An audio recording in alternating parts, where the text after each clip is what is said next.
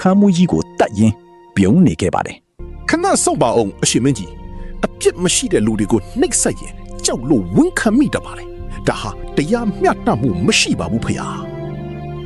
ကျွန်တော်မျိုးကိုသာခွင့်ပြုရင်ဘာလက်နဲ့ဘာနှိပ်စက်မှုမှမတုံးပဲတကယ့်တခိုးကိုအရှင်မင်းကြီးရှိမှရင်လက်ပူလက်ချက်မိအောင်ဖမ်းပြပါမယ် We must ဟာဟုတ်လားပေါ်ဦးမင်းမပါတတ်သိရှိလို့လေ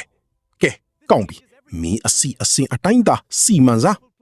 ညံ့ဦးရန်အချိန်မှာတော့နန်းတွင်စစ်တီတော်လေးတွေဟာမိတုပ်တွေကင်ဆောင်ပြီးတန်တရားရှိသူရွာသားအားလုံးကိုရင်ပြင်ထဲစုဝေးစေခဲ့ပါတယ်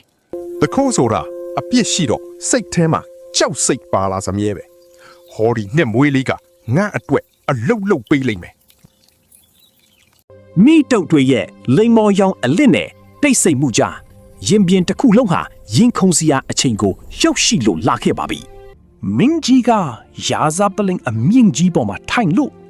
တန်တရားရှိသူရွာသားတွေဟာလည်းရင်ပြင်ကျဲကြီးထဲမှာတန်းစီရပ်နေကြရပါလေငါကိုမြတခိုးလို့စွတ်ဆွေးမလား